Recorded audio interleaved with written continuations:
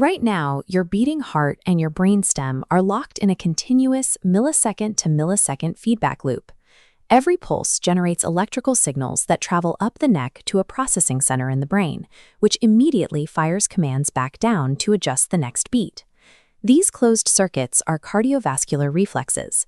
They are fast-acting anatomical loops connecting the cardiovascular system to the central nervous system, maintaining internal homeostasis through constant rapid adjustment. For a medical student, clinical competency requires moving past a general understanding of these responses to the exact anatomical pathways involved. Professional exams will require you to identify specific cranial nerves, receptors, and brainstem nuclei for each reflex. Every reflex we will cover follows a specific 5-part sequence. A distinct stimulus triggers a sensor, which sends a signal up an afferent nerve to a central processor, which then deploys an efferent nerve to a specific effector organ. By identifying these 5 specific variables within each reflex, we can trace the physiological logic behind 9 different clinical presentations using a single anatomical framework. The nucleus of the solitary tract, or NTS, routes autonomic signals. The first pathway travels to the nucleus ambiguus, increasing vagal activity to slow heart rate. The second pathway uses the CVLM to inhibit the RVLM, shutting down sympathetic drive. We can see this routing logic in the body's primary pressure management system, the Baroreceptor Reflex. The stimulus is high-pressure stretching mechanoreceptors in the aortic arch and carotid sinus. They use distinct afferents. The carotid sinus signals through the glossopharyngeal nerve, cranial nerve 9, while the aortic arch uses the vagus nerve, cranial nerve 10. When these signals reach the NTS, the processor increases vagal activity and inhibits sympathetic tone. This results in bradycardia and systemic vasodilation to lower the blood pressure. In a state of hypotension, the system reverses. Decreased stretch leads to a lower jugular firing rate, which disinhibits the sympathetic efferents. This causes systemic vasoconstriction and tachycardia to restore pressure. The baroreceptor reflex provides the baseline of cardiovascular stability. Every other reflex in the body must be understood in relation to this constant pressure regulation. While baroreceptors monitor arterial pressure, the heart also senses changes in venous return and cardiac preload. The Bainbridge reflex is triggered by mechanical stretch in the atria and pulmonary arteries. As shown here, it utilizes type B receptors to detect a high volume of blood returning to the heart. When blood backs up in the atria, the NTS processes the signal and triggers a sympathetic efferent response to the SA node, increasing the heart rate to clear the volume. This creates a clinical conflict.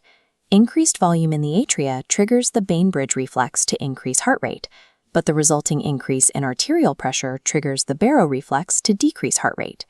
In a hypovolemic patient, where both atrial volume and aortic pressure are low, the body faces contradictory signals. The Bainbridge reflex suggests lowering the heart rate, while the baroreflex suggests increasing it. The body's hierarchy prioritizes systemic pressure over central volume. If a patient is hypovolemic, the baroreceptor's drive for tachycardia will override the Bainbridge reflex. Beyond mechanical stretch, the brainstem also reacts to chemical shifts in the blood. The chemoreceptor reflex responds to severe hypoxemia or hypercapnia, low oxygen or high carbon dioxide. The primary efferents of this reflex are paradoxical, simultaneous vagal bradycardia and sympathetic hypertension. This primary bradycardia is rarely seen in patients because of the secondary effects listed here. The lack of oxygen triggers hyperventilation, which activates pulmonary stretch receptors and the Bainbridge reflex. The net clinical result is usually an increased heart rate. Certain physical traumas can bypass standard homeostasis entirely. The most significant is the Cushing reflex. This is triggered by an acute elevation of intracranial pressure. The pressure within the skull causes ischemia, a critical loss of blood flow, directly to the vasomotor center in the medulla. To survive, the brainstem triggers massive sympathetic outflow, causing profound hypertension. This extreme hypertension activates baroreceptors, triggering secondary bradycardia. This creates Cushing's triad: widened pulse pressure, a slow heart rate, and irregular breathing. Identifying Cushing's triad suggests that standard cardiovascular regulation has failed, indicating imminent brain herniation.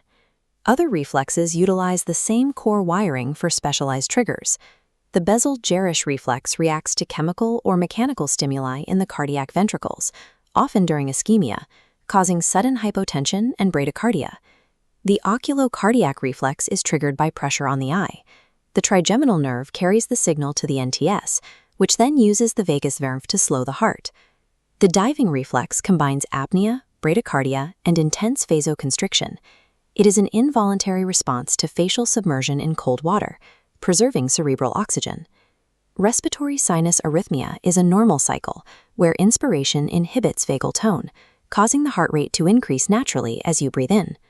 Regardless of the specific trigger, the resulting physiological changes are determined by the routing of signals through the NTS. Vasovagal syncope, or fainting, is a sudden failure of these cardiovascular reflexes that leads to a temporary loss of blood flow to the brain. It can be triggered by emotional distress, standing for long periods, or sudden changes in intrathoracic pressure from coughing. These are the 4 phases of collapse.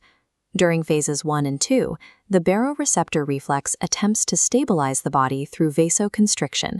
In phase 3, the system fails.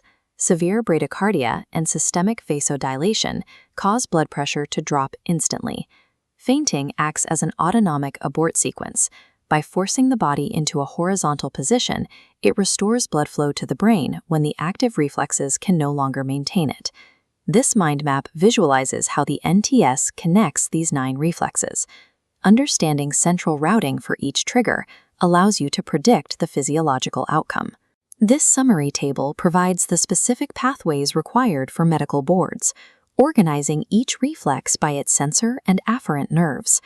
Remember the key distinctions: the different cranial nerves in the Baroreceptor, the volume pressure conflict between the Bainbridge and Baroreceptor, and the secondary nature of the bradycardia in Cushing's Triad.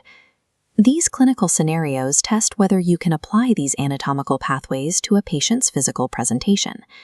The autonomic response to every clinical stressor is dictated by these specific physical connections within the brainstem.